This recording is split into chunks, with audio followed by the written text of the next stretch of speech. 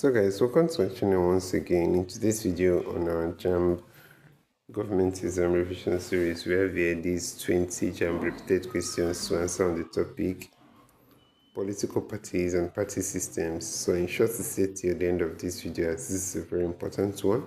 We'll go ahead and start with the first question here. It says, the process of selecting candidates to represent a political party in elections is known as A, electioneering, B, campaigning, C, primaries, D, lobbying.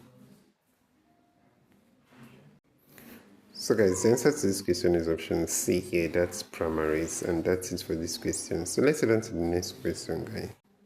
So over here we have question number 2. It says, generally, a political party with only manifestos without fulfillment is A/N. We have option A, theocratic party, B, elitist party, C, Republican party, D, conservative party. So guys, the answer to this question is option B here, that's elitist party, and that's it for this question. So let's head on to the next one, guys. So we have here question number 3. It says, the zoning system in Nigerian politics refers to A, the rotation of power among different regions, B, the system of proportional representation, C, the process of selecting party leaders, D, the allocation of campaign funds. So guys, the answer to this question is option A here, that's the rotation of power among different regions, and that's it for this question. So let's head on to the next one, guys. So over here we have question number 4. It says, the major distinguishing factor between a political party and a pressure group is that while the former, A, engages in propaganda, the latter does not. B, does not form a government, the latter does. C, seeks power, the latter influences it. D, is effectively organized, the latter is not. So guys, the major distinguishing factor between a political party and a pressure group is that while the former seeks power, the latter influences it, and that's option C here. That's it for this question. So let's head on to the next question, guys.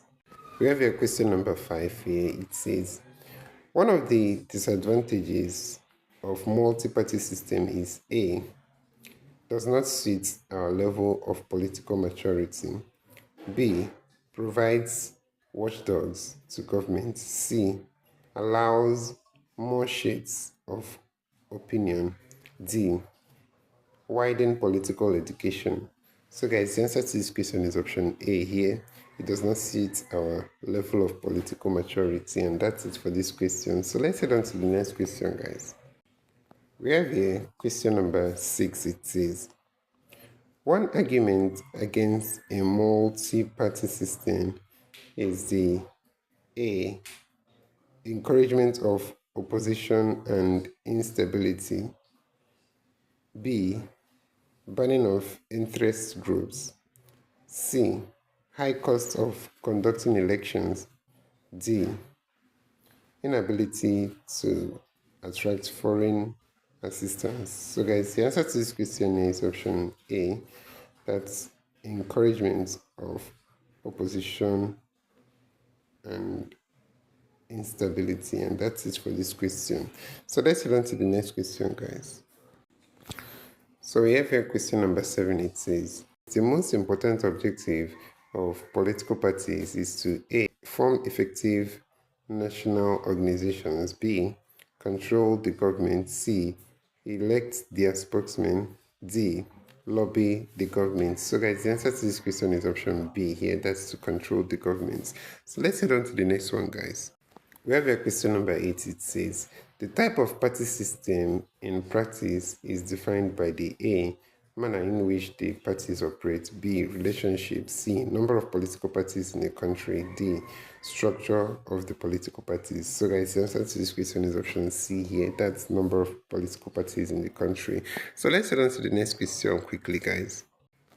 And here's question number 9. It says, one of the objectives of a multi-party system is to A, prevent rigging, B, eliminate corruption, C, avoid ethnicity, D, provide alternatives. So guys, the answer to this question is option D here.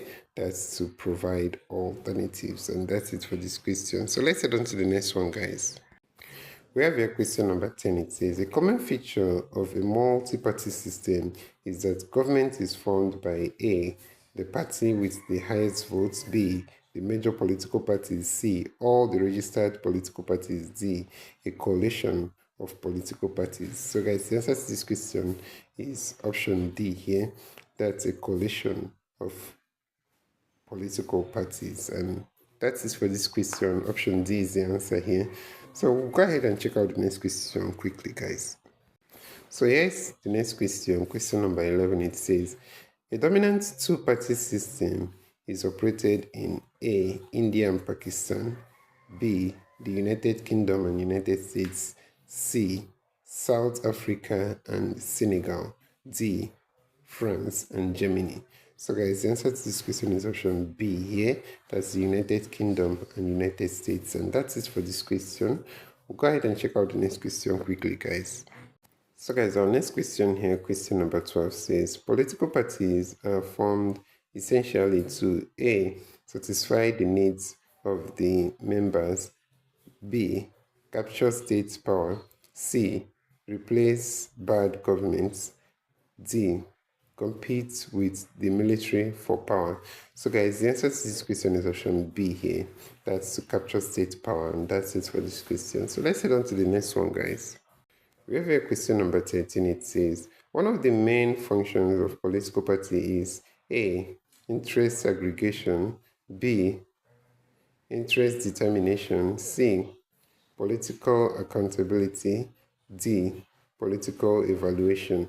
So guys, the answer to this question is interest aggregation, and that's option A here. So let's quickly run to the next question, guys. So we have here question number 14. It says, in a one-party state, A, only one political party wins elections, B, every citizen must belong to it, C, only one party meets the electoral requirements, D, only one party is legally allowed. So guys, the answer to this question is option D here. Only one party is legally allowed, and that's it for this question. So let's head on to the next question quickly, guys. We have here question number 15. It says, a non-party election occurs when A, only party candidates contest, B, voters have no parties, C, all candidates run as independents, D, there are no party symbols. So guys, the answer to this question is option C here.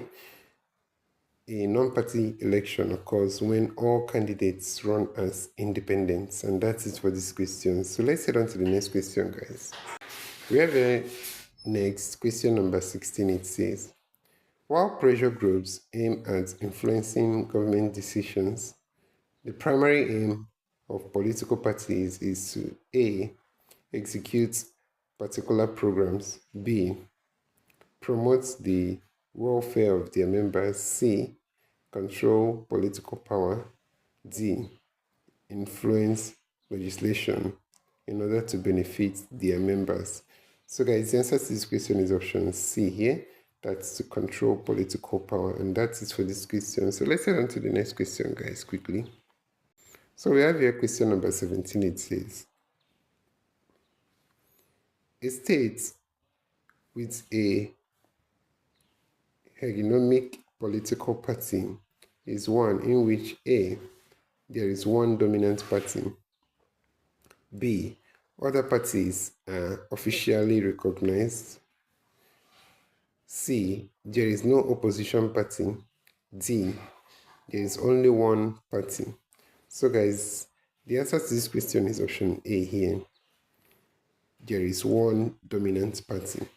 And that's it for this question. So let's head on to the next question, guys. So guys, over here we have question number 18. It says, the political party serves as A, a platform for rebelling against military rule, B, a platform for interest representation, C, the group aggregating the interests of all the states, D, a platform upon which the rights and liberties of the people can be attained. So guys, the answer to this question is option B. That's a platform for interest representation.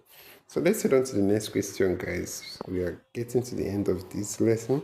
So quickly, if you've not subscribed to this channel, just hit the subscribe button so you can always see our videos when we release new videos. So let's head on to the next question, guys, quickly. Alright, here is question number 19 of 20. It says, on the basis of its structure, a political party can be classified as indirect if A, it campaigns for votes through agents, B, it contests election by proxy, C, it controls government indirectly, D, its membership is acquired through other groups. So guys, the answer to this question is option D here. That's if its membership is acquired through other groups. So that's it for this question, and let's head on to the next and last question for this video, guys. So guys, over here is question number 20 of 20. That's the last for this video.